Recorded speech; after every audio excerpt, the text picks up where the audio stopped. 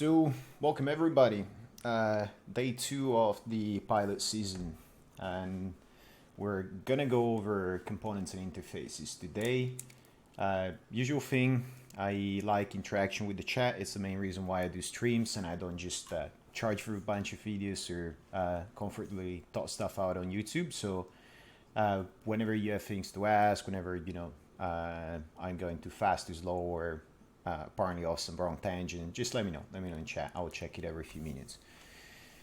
So, components. Now, this is probably the keystone to how I personally rig, and it's something that I don't know. You can call it component-based functional, I guess. The functional part you can probably ignore for now for a little bit. Because it ties to several development-related things which we're going to tackle much later on. Now, the component part, however, and the interface first part is pretty important. That's the first thing I want to go through.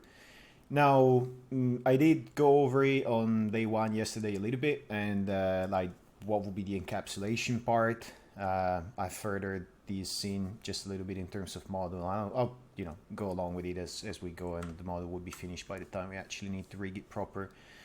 And what I was showing yesterday was pretty much purely organizational. So you would have your rig, your character, whatever this is, and under that, extensions are fairly relevant. Is you just isolate something based on its identity. In most cases, in correspondence to the geometry, especially if you have rigid surfaces. But if you have creatures, then there tends to be an anatomical distinction in how you isolate. But that's not the only concern. In fact, it's probably not even the most important.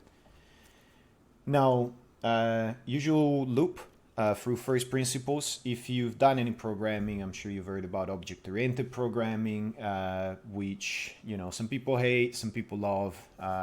It's probably taught too much as some sort of foundational thing that you should always do. It's not. But that aside, encapsulation is one of the most important parts of object-oriented programming. It's one of the most important parts of building interfaces. So in the case we're talking about, where we have our unicycle, and we have a component that's it's going to be the wheel with its spokes. Yeah, tablet is just not going to do me any favors here. But anyway, you get the idea. Now, the interface first part is pretty important. When you think about components, the important part about it is figuring out how they fit with each other. And yesterday I was giving the example of when you have pedals and the wheels, like what do you want? Do you want the wheel when it's rolling over the ground to drive the pedals, or do you want the pedals to actually drive the wheel when they're spun? And the actual answer to that is sometimes you want one, sometimes you want the other. Which means your components are best off separated, and then you need to figure out how they connect to each other. So that's the notion, and it's like ages old of an interface. Now, if we say we're gonna have a wheel component of some description, we're gonna say it's their middle component, whatever. If you think of it as a domain of sorts, so it's something that contains objects in your scene, and we don't for now care about what the contents are.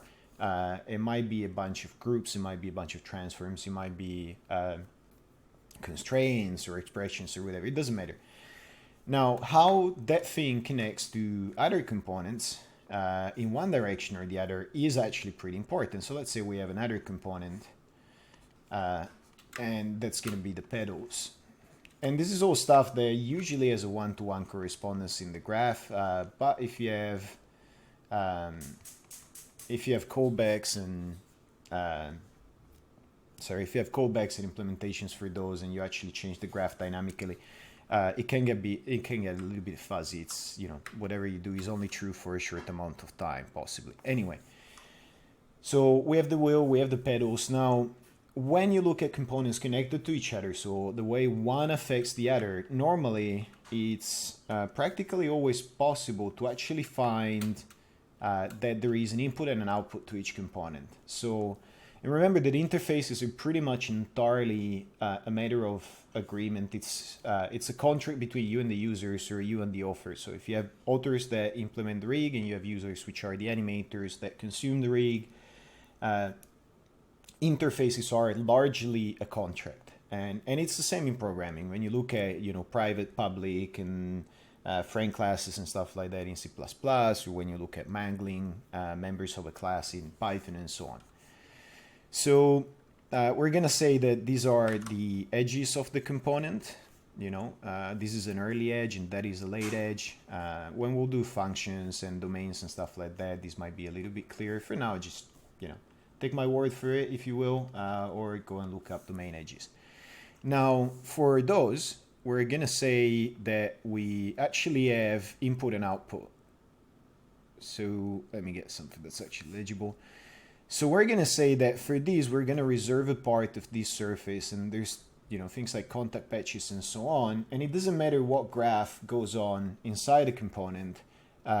We're gonna say that each of these things is gonna have an input and an output, and our contract is that everything that goes from one component to the other can only come out of an output and can only go in an output. In example, that might be one of the clauses of our contract. So what that does is, if my wheel has a bunch of nodes in here, and that's the implementation of what my wheel does, and it goes out to a transform. And bear in mind, this is the control rig, this is the puppet, this is nothing to do with the deformation just yet. And if you have a node in here that's maybe a blend, and inside here you have another graph going, you do not grab these and connect right across this way. We will consider that basically breaking the interface. Now, what we actually do want is that whatever you need to make public in a way, or whatever you need to expose of your component that is important, relevant to others, you will push through the interface. So everything will go to the output, then across components, it will go to the input of another, or wherever it needs to go.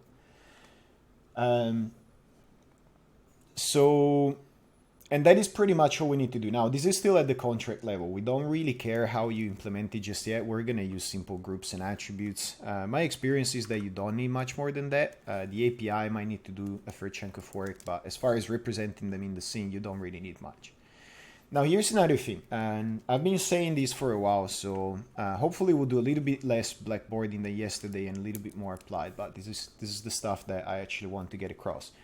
Animators don't really use Maya much. What they mostly use is the rig. Like, if you look at the average day for an animator, what they do and what they interact with the most is actually the rig. It's not really Maya. They might use the graph editor, they might use the outliner a little bit, but if the rig has a solid interface, like if it's got a solid, not overcrowded, modular viewport interface, chances are, and they're not very function curve heavy animators, they're people that tend to work mostly in the viewport, it's not uncommon to see them doing like 90% of the work using the rig as a software, not really Maya in a way. So, and that is pretty important, because that's the other part of interfaces is very often you have a public interface. So if we say this IO stuff, that is how we get components to talk to each other, it is not something that we want to expose, because this is kind of like service communications. These are signals and slots that happen under the hood. People as in users, consumers should not be aware of these. If you create a component, you pass it on to another TD, to another rigger, that's pretty much the only person that is really concerned, that is really interested in this part of the interface. Authoring only. So a couple of questions are going on. How strict are you with enforcing encapsulation? We found that in some cases there's diminishing returns in terms of clarifying workflow and usability. Brutally and entirely. Encapsulation, as far as I'm concerned, it's tricky sometimes, and that's why yesterday I was saying sometimes you have to put the fingers in the hand component, or you might have to roll part of the foot or the entirety of the foot roll inside the leg component and stuff like that. And that's where you might want to do something like subcomponents and dynamically load, unload, and despace and respace things, which is actually pretty tricky. But encapsulation I enforce like flat out carpet bombing, it can be broken. If you break the encapsulation contract, like everything comes apart, blood everywhere. And would you pull these interfaces you push? This is not really much of a pull or push thing. This is like more organizational than anything in a way. It has an effect on the graph, obviously, because you represent them in the graph as straight up connection, but the encapsulation doesn't really have a push pull. The Maya graph will do that for you. So metadata, yeah. Let's leave the data ones for a little bit later, but I'm gonna do another stretch and then I'll check chat again. So here's the other thing. Now, if you consider that the animators mostly use your rig, obviously they have access to a public component of the interface. And when you look at it, the public component of your interface only needs to be on the early edge, really. And that is controls and, whatever additional attributes and stuff like that exist around that also inject and go into the inner graph and control something. So, IKFK blend might be 0 to 1 attribute somewhere. If you have the foot roll split and done in attributes instead of like direct manipulation, there will be a bunch of attributes, plus potentially all the actual controls you have in there. So if this is our wheel with some controls and, we have a circle here that people can rotate or something like that, and maybe we've included the ground plane to be part of the actual wheel control, which I wouldn't do, but not impossible. Some people might choose to do that. Those would also be entries in your public interface. Slay was killing monster. Okay, somebody just came into the chat. Now, the other part that you're interested in, which you can or cannot consider part of the interface, that's up to you. Still talking about the early edge. That will be a configuration sort of scenario, settings or something like that.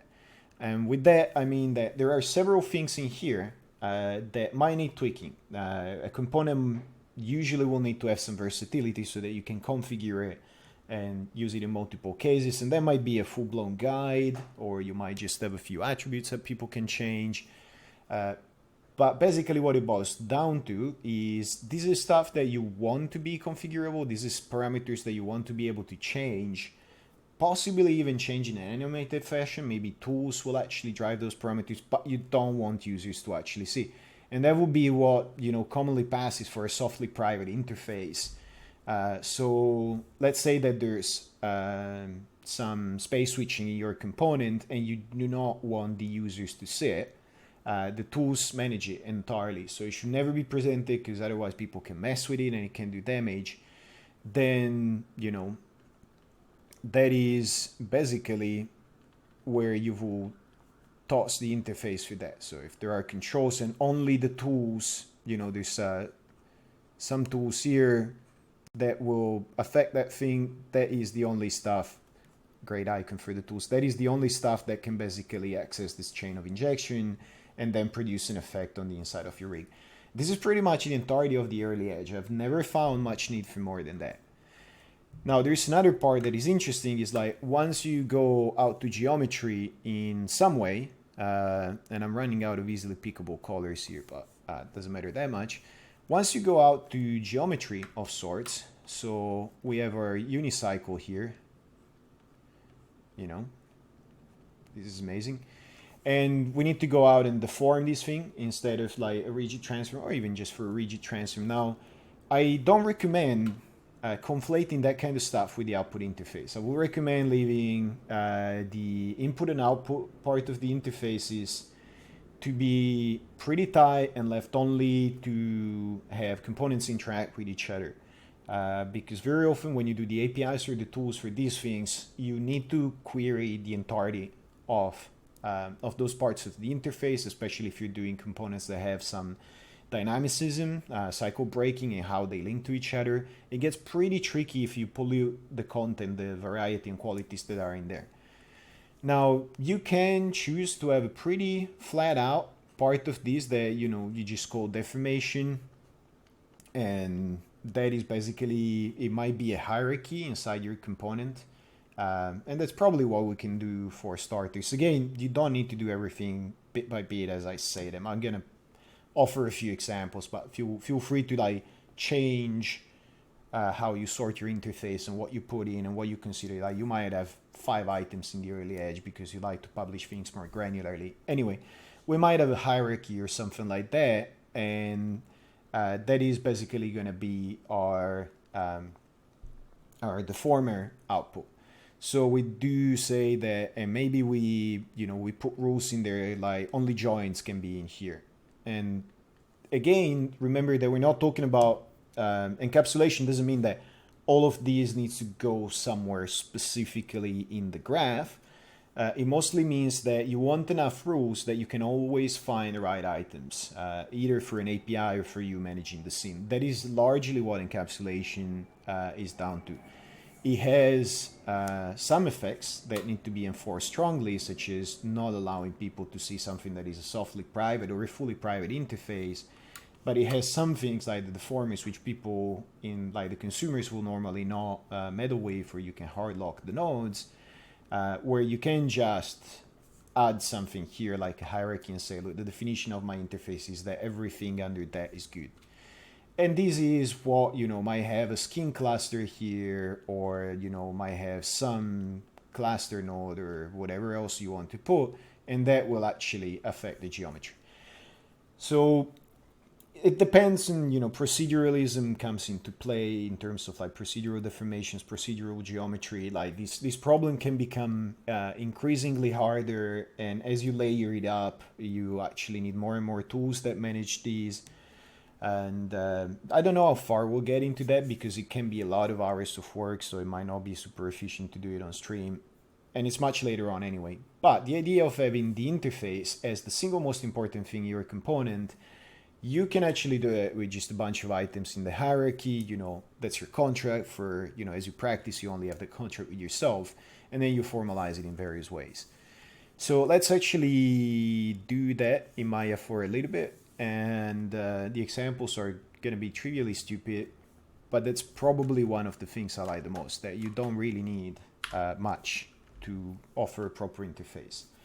And the notion of interface first, for the record, comes into play in a lot of places. And, TDD or write the use cases, write the use code before you write the API, all of those things are examples of interface first. And it basically means think of how you want to interact with what you're doing and how the users will, and form the contents based on that before you actually bother escalating things. The opposite of that is emergent interfaces, which is not necessarily bad. There's a lot of places where I like emergent interfaces, and that is probably more used, where people basically rig something purely trying to give it some mechanics, and then they figure out what bits of that they can expose to the user. So they start adding constraints and nodes, and they get things to work with temporary controls. And by the time they're done, they have some complex mechanism, and they think it's good enough to drive the object, and actually very often is. I mean, a lot of people have been very successful at rigging going like these. And then they escalate that. They go like, okay, I'll extract these, and it becomes a control. They shuffle the hierarchy and so on. I'm not a huge fan of that. It's not impossible to work like that. A lot of people have been very successful with it. I just don't like it very much. I find that interface first tends to work a lot better for me. So does anybody have any questions up to this point? Let me read chat for a sec.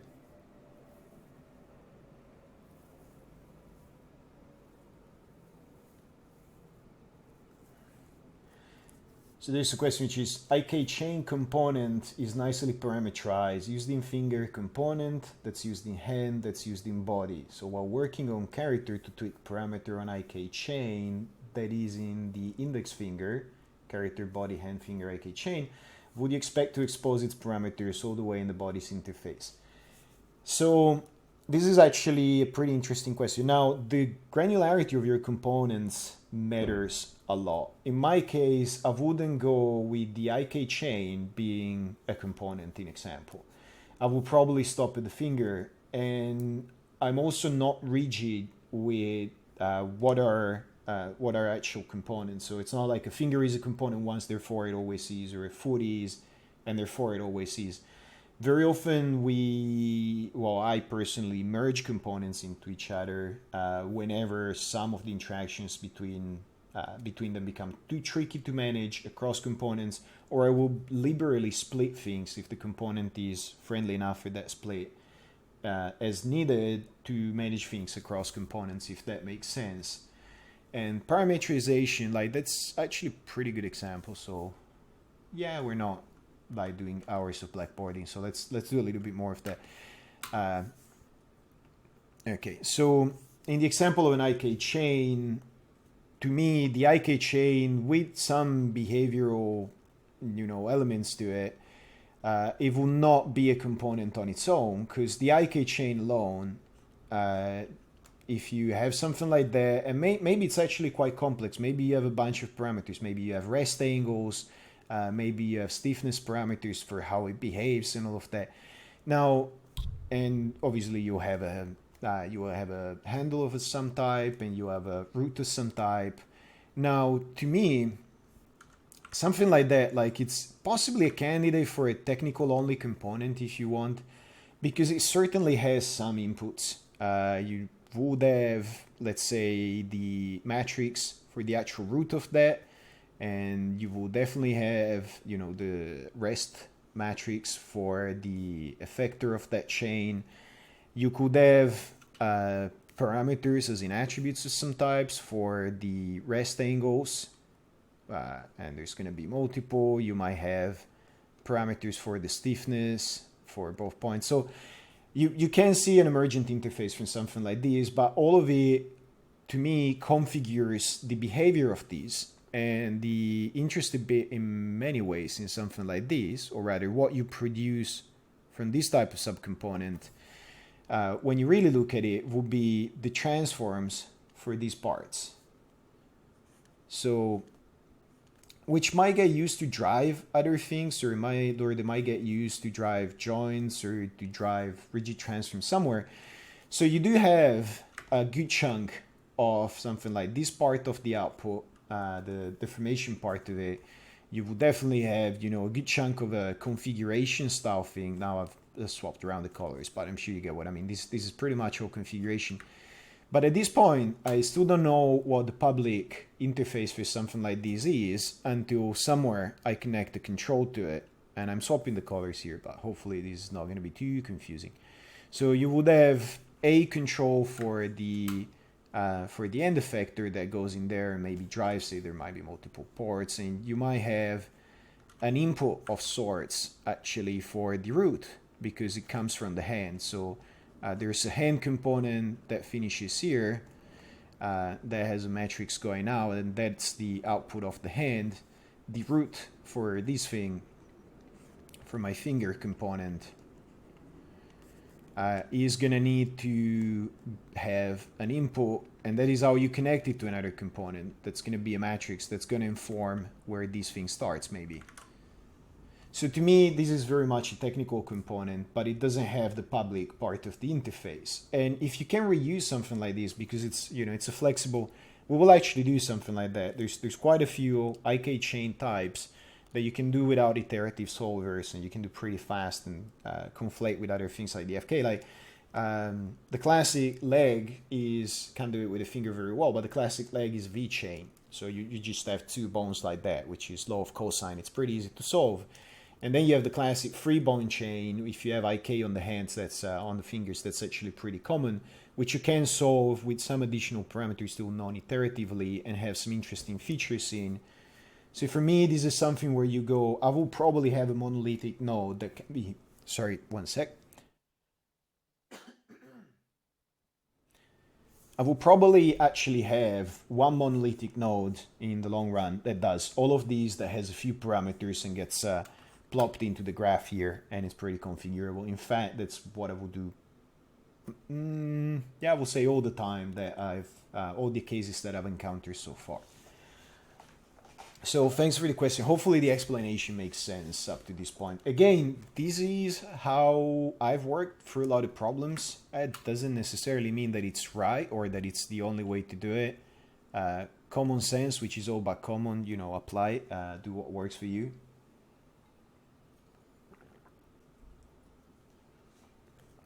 So there's another question. if you read into an interface, wouldn't you have to make the interfaces so generic as to be useless or suffer the inherent bitterness that comes with this approach? We're gonna go over that. No, I haven't had that problem. In fact, and the trick here that comes with experience is sizing the components properly and not be absolutely obsessed with having a component that fits every single case. You might have free leg components and do cross maintenance, but if you have the right micro and macro kind of encapsulation, so if you do solvers that are just complex enough but not crazy in monolithic nodes, and if you escalate just the right things to the interface, for me it's worked really, really well. Experience, and that is why you should do your own thing, because you will find a balance of what works and what doesn't. And in different places I've worked at, I have worked in very different ways, because your environment, the anim soup, or even the head of animation, if they're a software interested person, the production and the demands of the production and so on will shape what is an actual good case. So, can I work in distraction free? Possibly. So let me get into it a little bit. Now, in this case, and we're going to keep escalating this. So this is not exactly how we'll do component all the time, but we're going to say I have a will component that I'm working on, and then I'm going to need some interfaces and stuff like that for it. Let me check. Yes, I am recording. For a moment I panicked there. By the way, there was a little bit of stuttering in yesterday's videos, which I think I fixed. If the stream starts stuttering, please let me know, because it was an encoding issue. Now, going back to this. So we want to represent some sort of interface, and the one from two input and output is probably the most common one that you want, and that is first year. I've tried many things, like conflating inputs and outputs with subsets of the public interface or the softly private one and so on. For me, this is what worked best. Not a mandate, it's just, it worked for me. Remember that you're trying to establish interfaces. It doesn't matter what I do in the details here. Now, naming wise, that's up to you what you do and the software you use. So I'm using Maya. I know that the DAG works a certain way.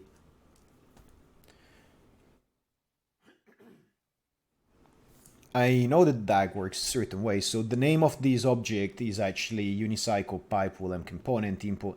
So I can do things like this. If you're using xassign example, every object within a namespace that's established by a reference model needs to be entirely unique.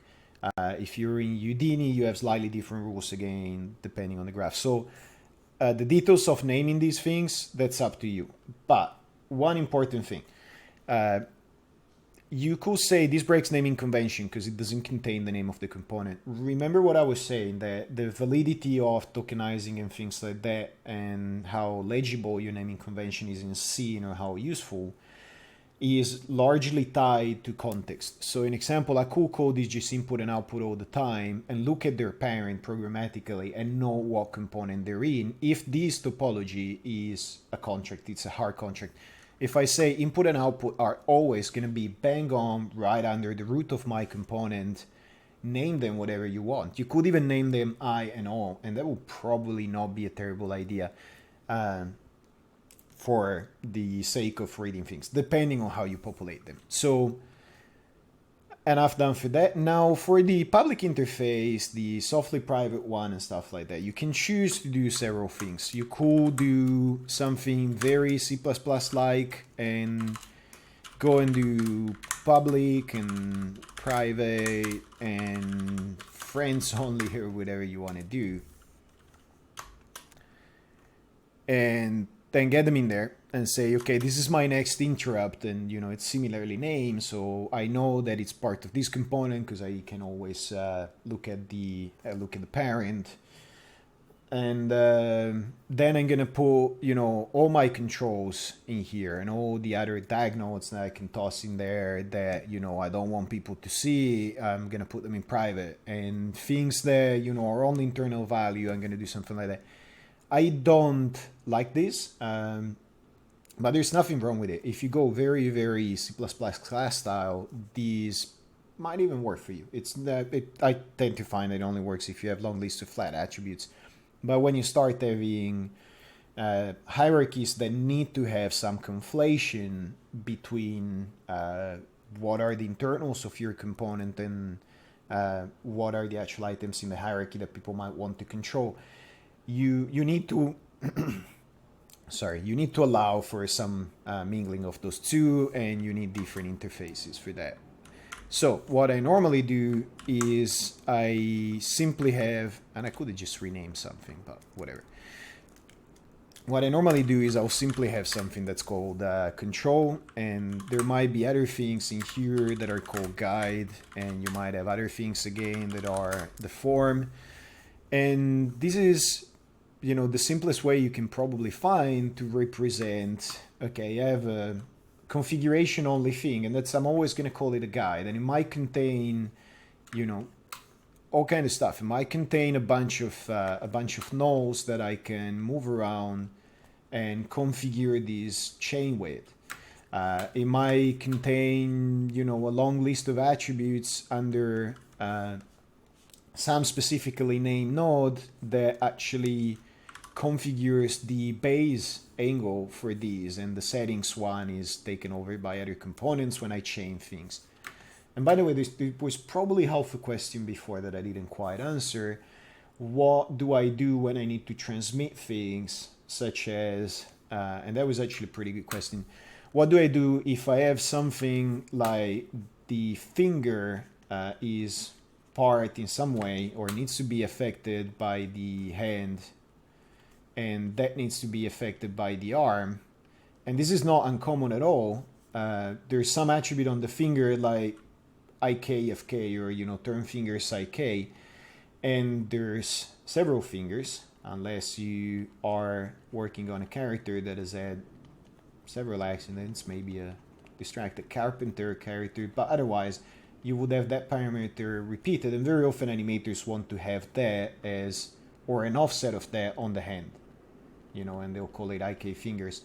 In this case, I will normally make that parameter, so there's a few things that you can allow. You can either internally promote it to be part of the input, and in this case each finger as part of the input would also offer access to that, and then you escalate that and you connect it until it reaches a control, and that's okay.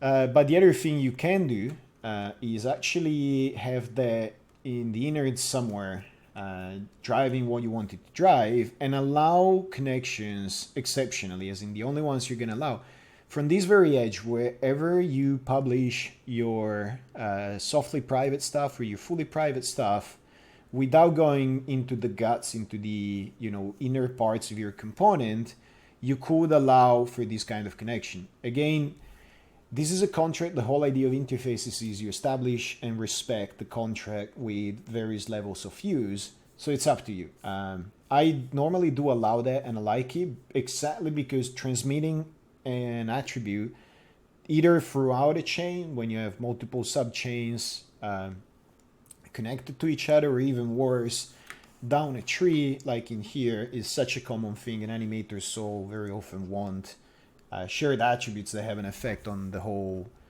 component as they see it, which might be the arm plus the hand plus the fingers plus the talons. Yeah, so common that you want to make it a priority in your interface design. Now, going back to this, and sorry, I was saying I got to the deform part and I got off on this tangent, and that's what I was saying with the deform part is like, maybe we all allow joints and groups in there, and for now that's going to be the dumbest possible output interface for the deformation part that we can concoct. Now, C4D doesn't care about unique names, and neither do C4D users, a pox upon them all. Well, it does care. I mean, every application internally needs unique hashes for the things that are in scene, and my associate by going and chain the names of the hierarchy, so the DAG path is actually the long strings probably internally. I don't know. I haven't seen the source code, but it's probably the long string that get hashed to do by string retrieval inside the scene table and so on. So Maya needs to steal HRC propagation of properties from somewhere. Maya has an overzealous propagation of HRC properties.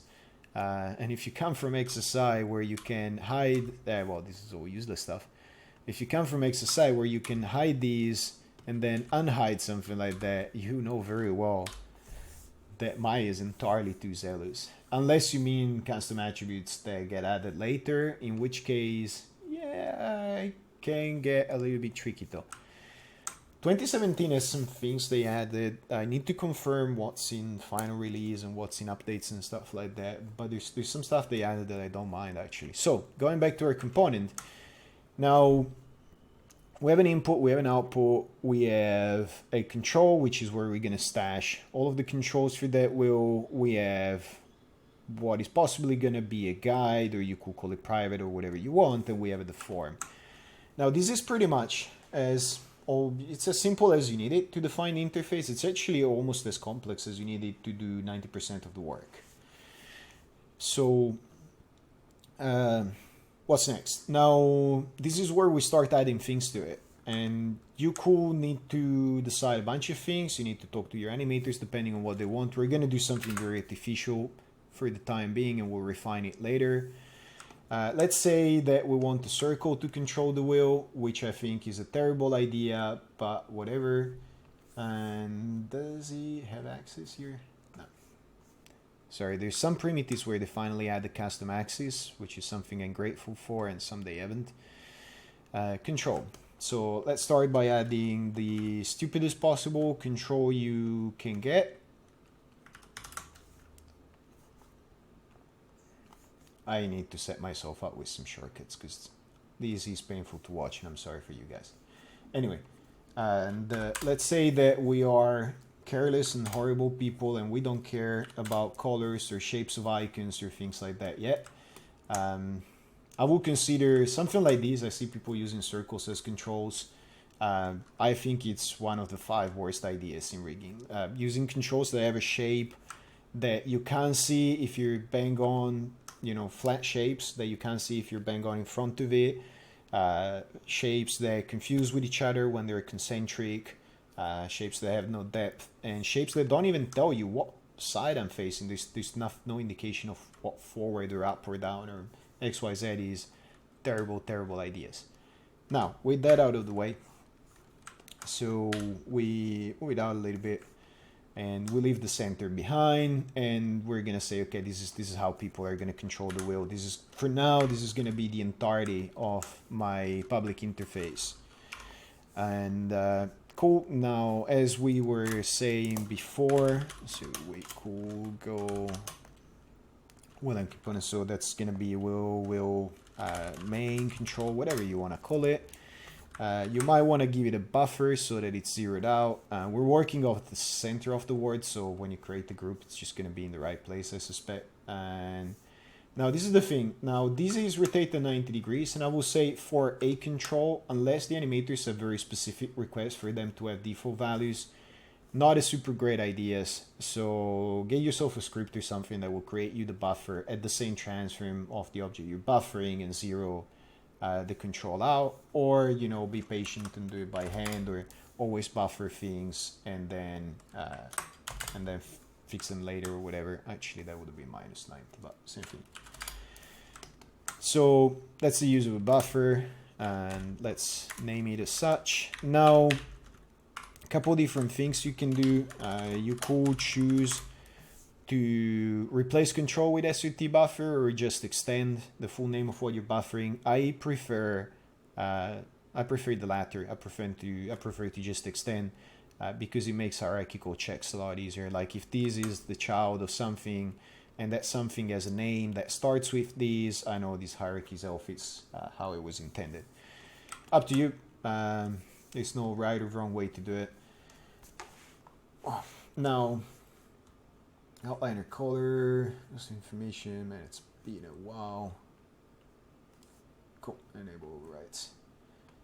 So this is 2016, I think. They finally added custom colors. Mind-blowing. Yeah, you can finally have custom colors and things in Maya instead of just a choice from an index of 32 or whatever it was. That alone is reason to upgrade from 2015 to 2016 if you haven't, or to whatever release they actually put that in. Now, public interface, yeah, I see someone go, wow, that might actually not be sarcasm, or it might be. But anyway, so input and output, and this is a matter of preference. Now you could choose to have DAG objects, and sorry, for those that don't know, a DAG object in Maya is anything like this. Basically, it's something that shows in the outliner when you have DAG objects only, and it's something that has a position in the hierarchy. The non-DAG objects, so everything in Maya is, almost everything in Maya is fundamentally a DG object, which is a dependency graph. DAG objects are acyclic, so they can actually, well, they offer you a hierarchy. A lot of those distinctions are artificial, and when we'll get into graph theory, we'll actually explain some of those. But that's when I say create a DAG object, it basically means something that can be hierarchized in the outliner. That's pretty much it.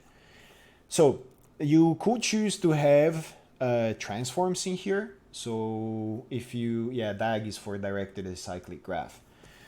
If you choose to have transform in here, then you have a little bit more DAG work to do.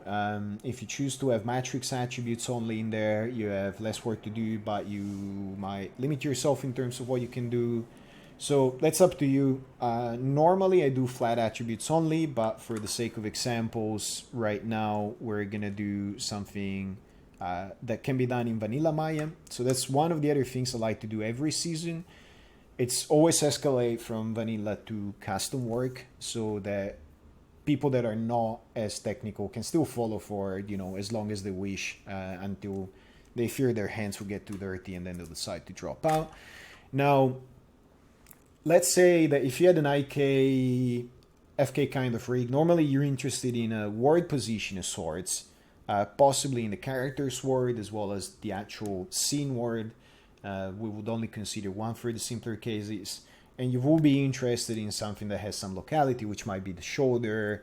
If you have multiple spaces for a space switch and you want to work in those explicitly, you might have the hip, the shoulder coming in, as well as a word and a character root. Now, for something as simple as a wheel, normally we would just go and create something that is going to represent its local transform, so it's a local word or whatever you want to call it. If we respect the same convention that we were talking about yesterday, SRT for scale, rotate, translate, there's or this could be a matrix as a port of that input if you wanted to.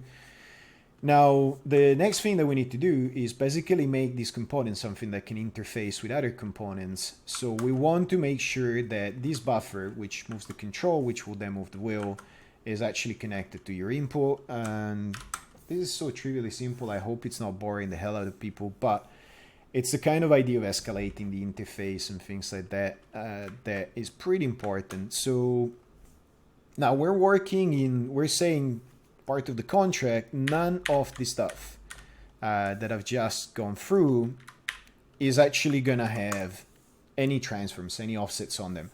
So I know that this is good for its word space. I can use it right away, and that this being right under control is good for its word space, which means I don't need to do any fancy matrix transforms. Now, I'm a big fan of direct connections in general. I don't use expressions. There's reasons we're going to get into in terms of the parallel evaluation and stuff like that. But even in general, I tend to quite like these things. Now, in this case, because I had that buffer actually had an offset, and my input is actually going to be the word, and I don't want it polluted, that's going to flip. You could simply flip the controller, like turning 90 degrees by turning the geometry, or this is where you go, this is part of the guts of this component, this is part of the innards that you don't want people to touch. I could actually do an angular add in here, connect things one by one, and do an angular add on the rotation axis I need. Now, I don't want this thing to get too complicated too soon, so I'm gonna take the easy way out and just rotate this thing, which I thought I'd done before now, but I clearly haven't.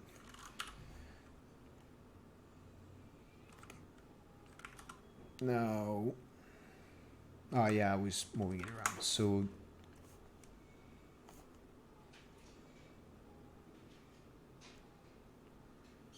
come on, 90 degrees. Now this is going all kind of silly places, but it doesn't matter that much.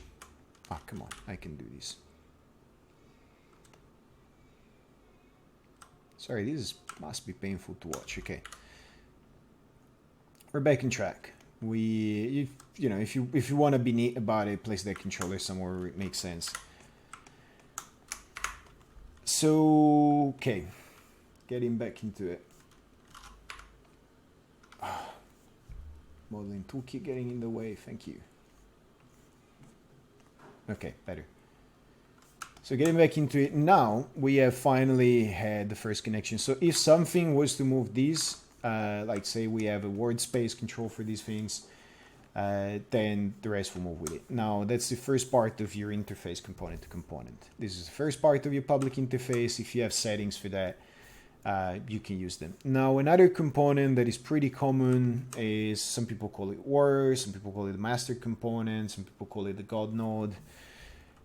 You basically need something that will move the lot around. And let's say that for now we use a square, which again is something that I will probably never ever use as a component, that we buffer it right away, and we're going to create a component and call it a word. So it's pretty much, as you prototype rigs, it's as simple as, oh, come on.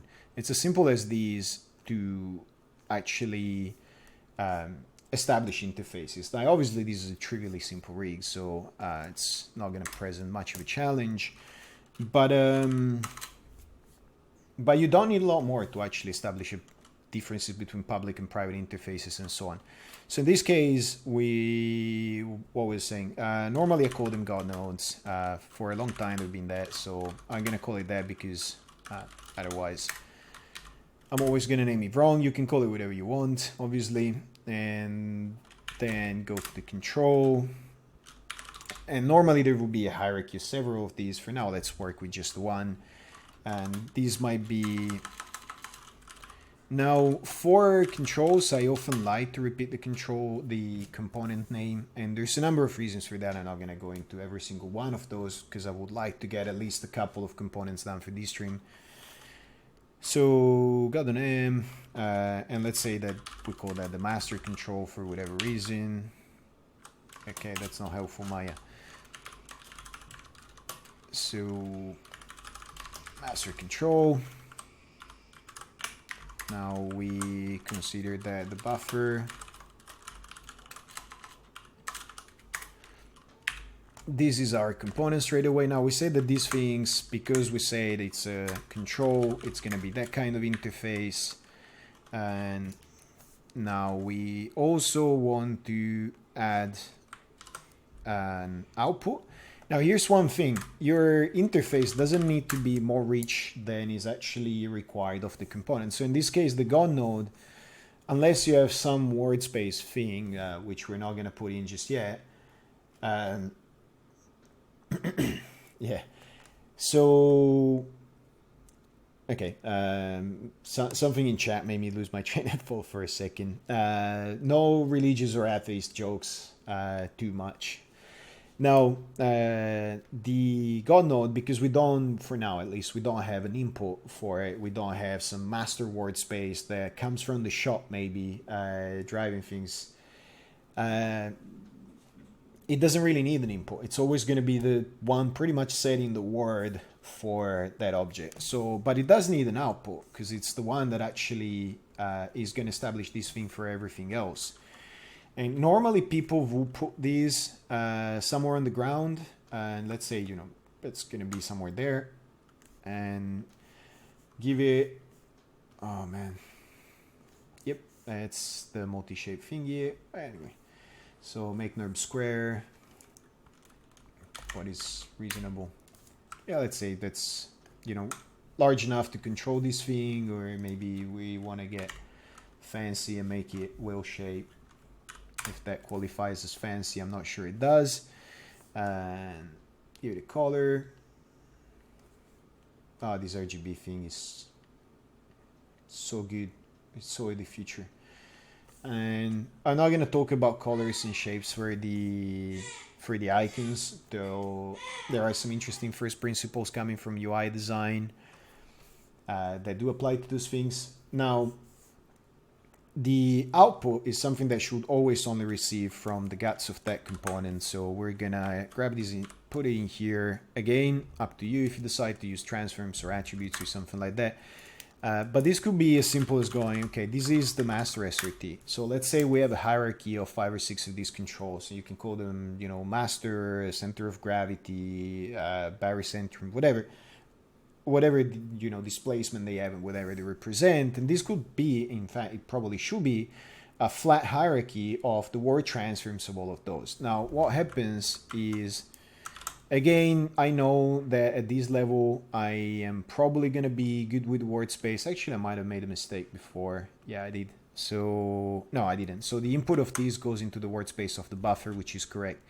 Now, for this, we are interested in what output this provides and sending it out there. And we could decide that, okay, this, unless we want to replicate the buffer as well, which we don't, we're interested in the word space of these.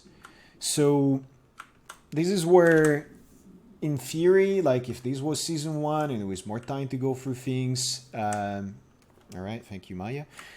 And there was more time to go through things, I would like to do a little bit of math and explain exactly what I'm doing. Right now, I'm not going to start getting into linear systems and linear algebra, matrix maths and stuff like that. So for now, hopefully I have the matrix nodes. Yes. For now, you will take my word for it. And there should be a decomposed matrix. Hopefully you will take my word for it. We don't need a mode matrix here. So I'm going to take the master control here. And its word attribute can be found as the word matrix, which is an array of matrices for a number of reasons. And I'm going to connect it to the input matrix over a decomposed matrix. Sorry, I had to clear my throat there. And that's pretty much going to go, oh, come on. That's pretty much going to go one-to-one out to the master output. Now, what we get out of that, let me connect these. What we get out of that is basically that without doing, you know, constraints or things like that, which have a pretty hefty cost when all you want to get is the word space is something, in this case, I know what I'm doing, although it might not seem like it. But if you are new to these things, I would suggest getting yourself debug objects as you go through all of this. Now, what happens is that this master object is always connected to the word space of whatever that other one is. And now, what we can do to hook things up, and this is what I was talking about before, is things that live in the output, or if the output was just attributes, you know, you could pretty much always have output and input like that, is get this master, get this local word, get a one-to-one. Now, literally, this is my master output, and this should be my local word input. So we respect, and that one. We respect this type of contract that we say, you know, would have been respected here, which is always output to input and never anything else in these, except for transmission exceptions maybe. Now, because we're working in word space with both, and that's why I'm suggesting you always keep these things flat, at this point, this can be pretty simple. And that's all the connection you need. Now, here's the interesting thing, and this will happen all the time. I've connected two components, but I should have had an offset in between. So, and that is tricky because if I want this God node to be able to connect with anything, and if I want this wheel to be able to receive from anything, there's a couple of things you can actually do. Now, the first one is in here as part of your input parameters or as part of your input guide, you could have that offset baked in.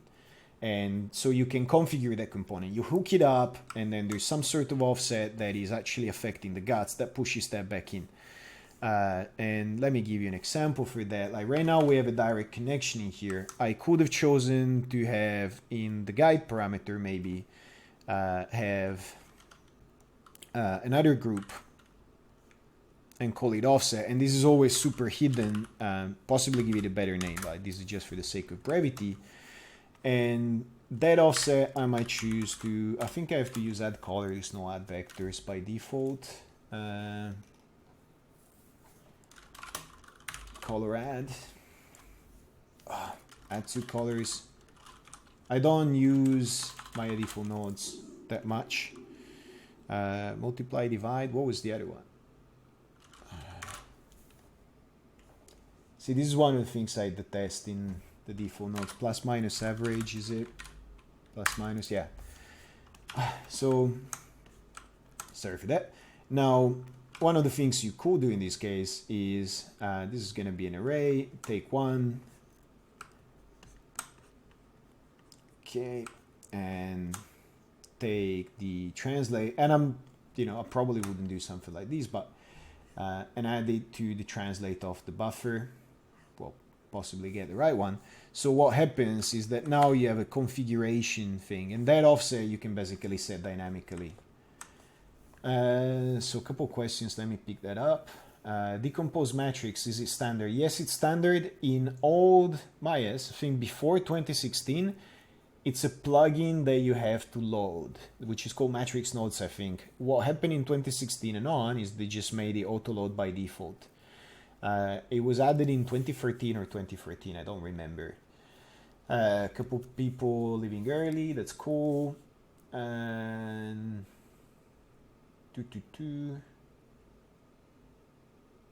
transfer matrix is only old orientation as vectors, so the composing one will necessarily give you back the Euler angles you hope for. Yes, so there's a lot of correct stuff in the chat, but a lot of it goes into the linear algebra, matrix maths kind of realm, so not gonna get into it just yet. So going back to this, now this is pretty functional already in many ways, but oh man, the shape selection thing. We've actually established a connection, and we have the first example of a guidable component of sort. Not too bad.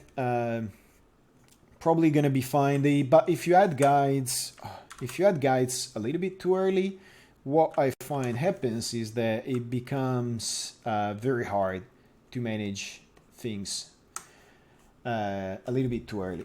So that didn't make sense. So I'm finding if you add guides too early, then it becomes hard to manage things, as you're basically still getting accustomed to thinking of things in terms of interfaces. So here's another thing,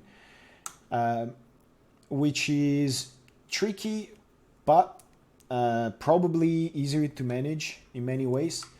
If you have something, and managing these jumps up in complexity a lot, but if you have something that lives between components, as far as the whole rig goes, that is an item of interest in many ways. So it's not impossible that something like this will be just a DG node of sorts, so that it doesn't interfere with the hierarchy. And in fact, we're probably going to do that. But and this is a DG node in example. And what we actually do is we allow for people to do something like this, where you go, okay, get the translate, add something to it, output it to the word in this case.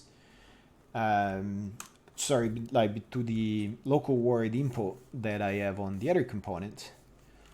Now let me get that. Come on. And so we'll probably want to compensate for that. And now my components are, I need to collapse these shapes, this is silly. And now my component connection is without a guide, so I don't need a guide just yet. I don't need to put anything in there. I don't need to put an offset diagonal in there anymore. I just have something that leaves between nodes,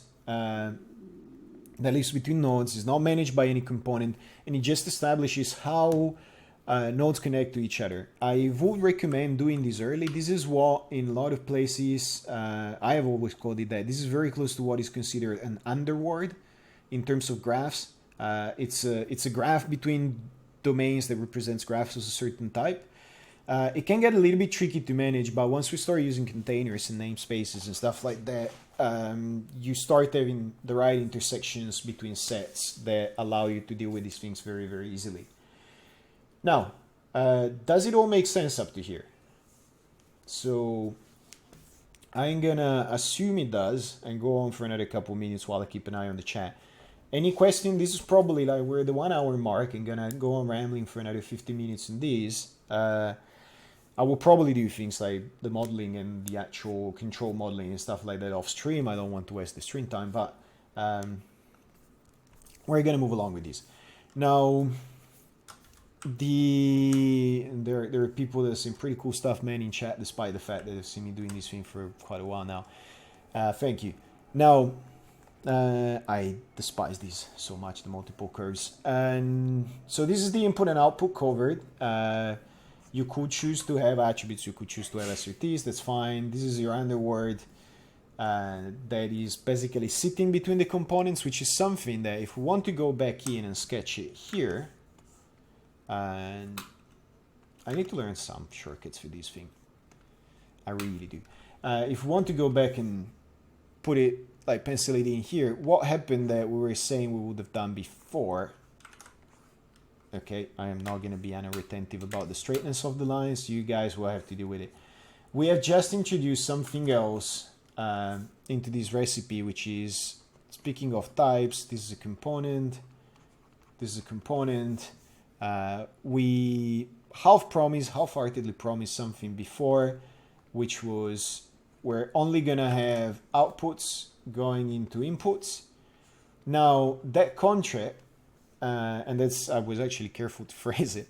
That contract, I never say they would have been just direct connections. You could choose to have that and have, and say, okay, my interface is going to be different than this. I'm going to say, if you want any offset, anything that configures the interaction between two components, it needs to be formalized as a setting in the component. That is perfectly okay. You can even mix and match the two. It makes, figuring things out procedurally while looking at a component a little bit harder, but you probably long run want to support both. Now, what we have just done is we've basically created these free floating items, which I have just called underword. But you could also call them non-components if you wanted. You wouldn't be mathematically incorrect, actually. So, go back to this. Okay, a bunch of more maths. I'm really chomping at a bit to get to some of the maths parts, but I also want to escalate things properly. Vanilla Maya first. It pains me not to do any maths, but I promise I would escalate properly in an accessible manner. So this is now my underword, and we could choose to manage these things right away, and I will suggest you do. And because it's a DigiNode, like, by the way, if you're not super familiar with this thing, you will only find it if you turn off tag objects only. You could choose to namespace them, then you have to manage the population of those namespaces. We're working with a single scene, so for the sake of doing a little bit more and managing a little bit more, I will actually do just that. Remember that what I'm doing is escalating to what I actually want to show. It doesn't mean it's already the way I will do it ultimately. So a new namespace. We're working just in one scene. This is our authoring scene, and it also represents the rig. We don't have to worry about trick intersections. Gonna give it the dumbest possible name. Not gonna make it the active one, so that if I create things, they don't end in there by mistake. Add selected. So and this is now at least catalog. It's indicated that it lives between the words. Now, moving on, we have established, what the guide one, and as we were saying, if you don't need an interface, don't create one. So the guide one was for the sake of example. I think we've made that example. We're not going to use it just yet. Blast it away. The input we want, the output we will want, because we want to go out to the pedals possibly.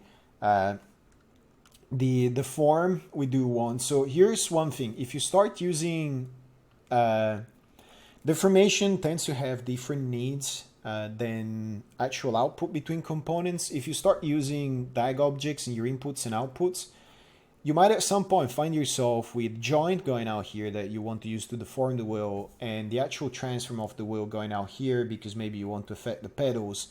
Resist that temptation of conflating things. Like, remember what your use cases are. and try not to use the output for deforming things, even if it saves you a node, and not use the deform items too soon. We will get into that much later on, but basically treating your rigs as if they're compilable items. Those things are easy to optimize, so you can very easily write scripts that will optimize things like those away and remove duplicity and unnecessary loops from the graphs.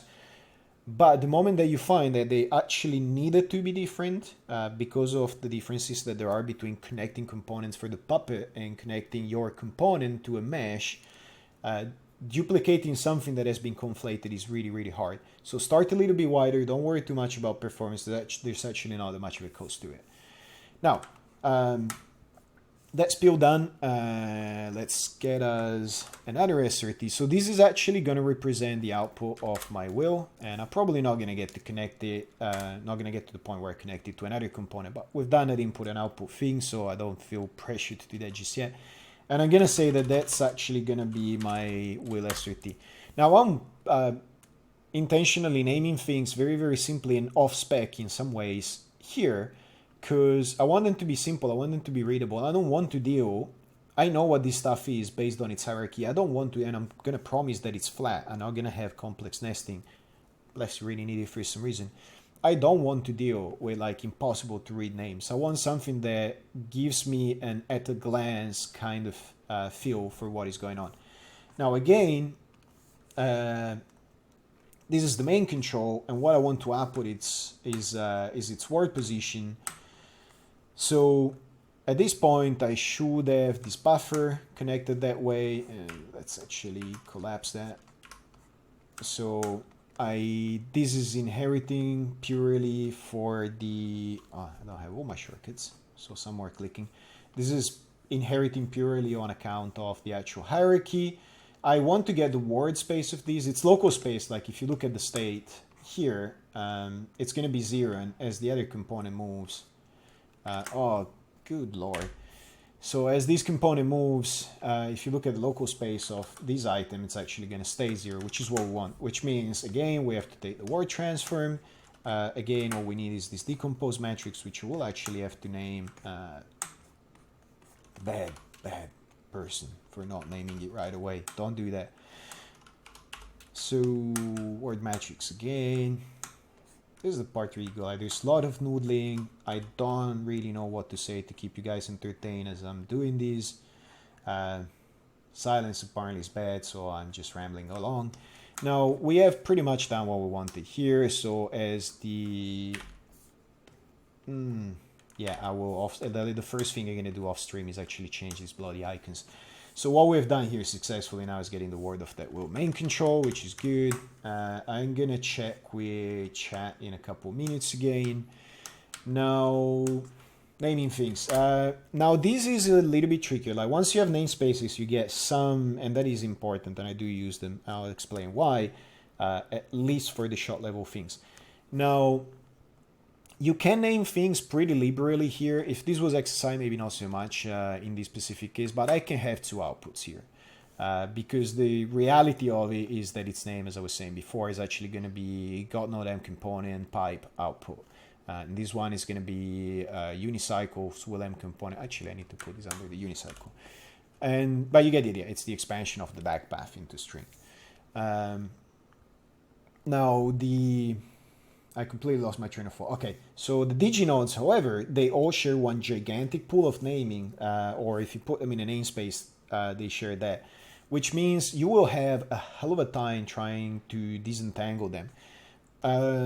If you start having component repetition for stacking, which is probably 2 or 3 seasons away, that becomes trickier to deal with. But for the time being, if you give the names that are and you will want to set your outliner so that some things are shown and some aren't, so that you can claim its use back.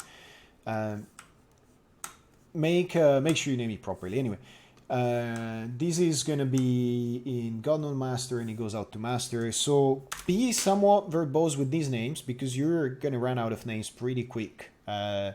Any solid rig is going to have hundreds to thousands of diginodes. Find yourself a really good naming convention for the warble that you like. Find a good extension, which might be the type of the node, not super fond of it, or it might be, you know, factory node versus custom node or something like that, and be ruthless in actually disambiguating those names. So in this case, I'm taking, I am inside the God node component and remaining in there. And what I'm doing is I'm taking the word space of the master control and pumping it into the master output. So it could be, you know, a fairly extensive name like master control word matrix to output. And I might want to indicate that it's a factory node. This is not quite what I will be using long run, but for the sake of, you know, making an example like real quick, probably not terrible. Now, this one is sort of the opposite. This is the one that goes, sorry, let me rejig that for a sec. So yes, this is the one that goes to the output. This is the one that goes to the output as well. So we can use a fairly similar naming convention. Oh, okay.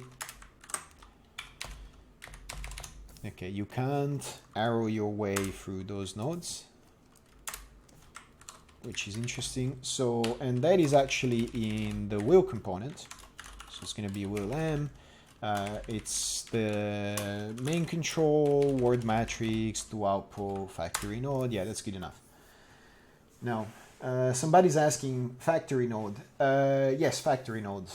I'm not going to say it's a great thing, but with DigiNodes, if you put in the node type, for something like this, if I put, oh, it's a decomposed matrix node, speaking about extensions, it doesn't tell you anything that you can't quickly find with like 3 lines worth of scripting.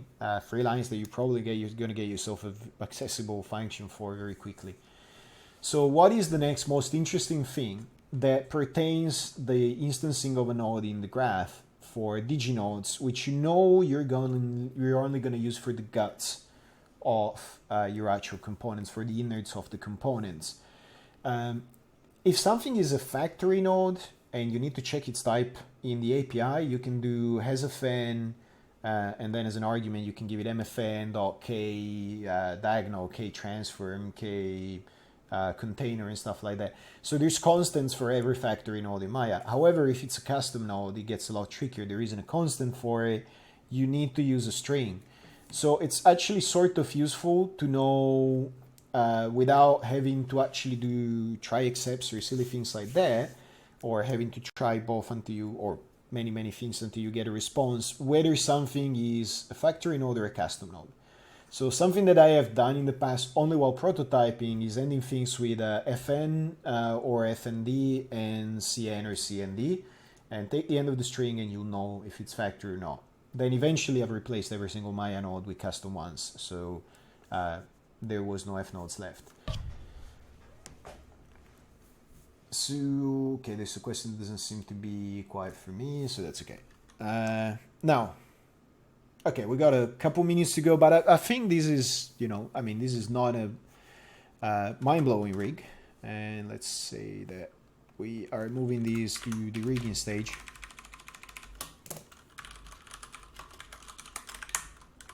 I will also need to get myself a save minor, save major kind of thing. We now have a couple components and connections between them. Let's actually do the deform thing really quick. So deforming things doesn't mean necessarily soft deformations, doesn't mean per vertex deformation, skinning, cluster shapes, and so on.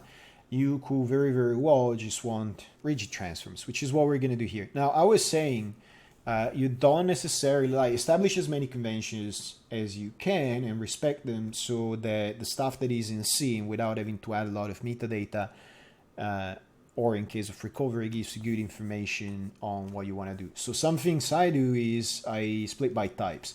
So for controls, I will only use curves, in example. There is a new thing called literally controls, which are interesting, that I hope to get to use, that I think are 2016 only. That might help, but if you're using 2016, choose something, you know, only use meshes, not fond of it, only use curves, that's what I normally do. Now for outputs and inputs and things like that, for your SRTs, use something that is super cheap, like groups. And you might want to say that for deformation, even if it's rigid transform, all you are allowed to use, or you allow yourself to use, or all you formalize, whatever you want to look at it like, is going to be joints. So what am I doing here? I am so not used to like out of the box Maya at all. Here you go. Now I suggest also, like, if you use joints for like the way we're gonna use them for now, is don't start doing long chains, these like tricky orientations and things like that. Don't start using joint orient. Like, get your chain straight down one axis. I think it's the x-axis, so that everything here is always zeroed out, and then exert manual control every step of the way on those. Now, for now, we have the simplest possible case. Sorry, just one sec. All right, back in. Which is this wall component only has one rigid transform that we want to get out.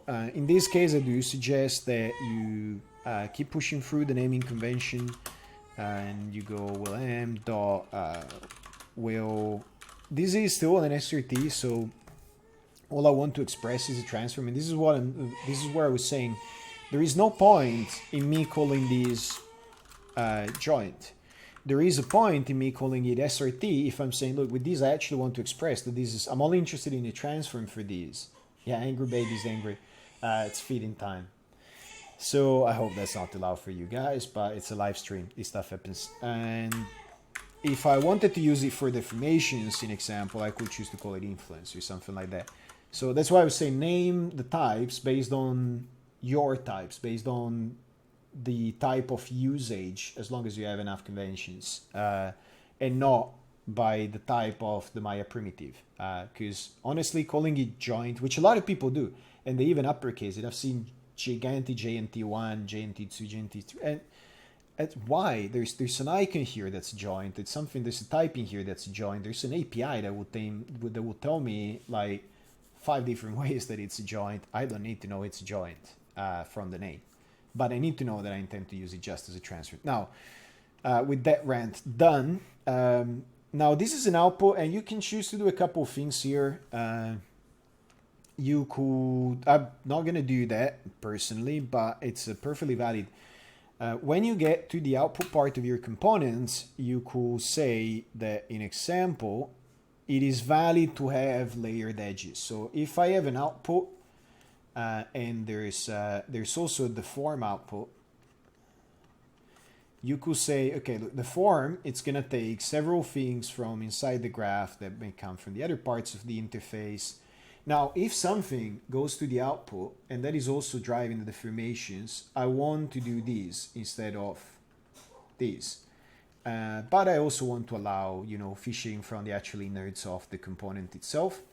I don't do it, because the whole point I was making about not coupling output and the form is that I don't want this. Even if it's a little bit more cost, I want the thing to be separate so that I know what is actually going on at all times, what my intention was, even if it looks overlapping for a while, and that I can keep that separation at all times. If I don't want it, it's easy to optimize anyway. If it turns out that, and let me undo that, if it turns out that I don't do these, but I actually do these, like talking about optimizations for just a second, it's super trivial for me to go, okay, for every deform thing in here that is hierarchically the same and that pulls from the same node that the output pulls from, just collapse it and grab from the output. So you can optimize rigs when you publish them. Now, moving on, last thing probably, in fact, last thing that we get to do. So this is your deform. I'm not going to grab that. I am actually going to use the same word thing I've done before. Now, something that I do not just condone, but actually encourage is do reuse your DG. There's no need to duplicate that. And in fact, if your output and these are connected to exactly the same DG node, it will, and they stay there, it will be easier to identify them as duplicate once you run an optimization pass on the rig. So the last thing to do in this case will be getting the whatever we're going to use for the wheel. Normally I'm saying don't transform the HRC, don't do it. This is purely to get on with it.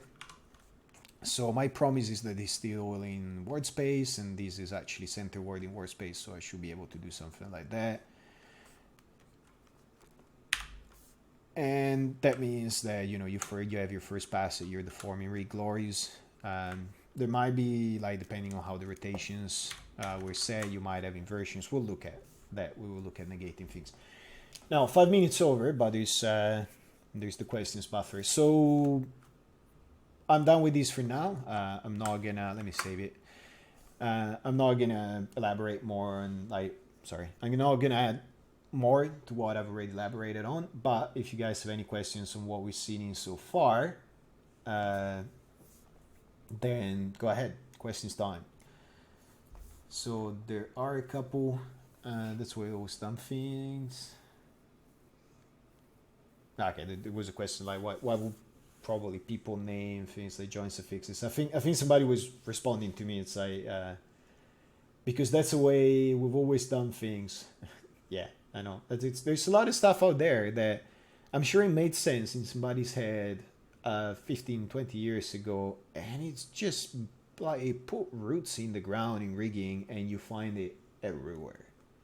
It's the same with some of the legends about namespaces are broken. It's I know there's quite a few tools that don't respect them, which will break stuff, but it's not namespaces. Questions, guys? Otherwise, I can probably call it. So either this was blindingly clear or there's nobody left in chat. I give it a 50-50 chance it's either.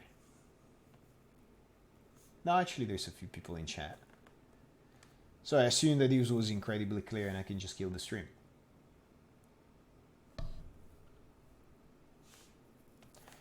All right, we're calling it.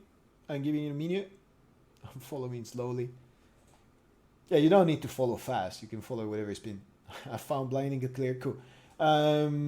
Less time to upload on YouTube and everything. Look, thank you so much, everybody, for coming, especially the Europeans. I know it's like stupid hours right now. It's like well past the witching hour. It must be like 3 a.m. or something like that. I know a couple people were saying, I'm going to go take a nap. I'm setting the alarm for 3 a.m.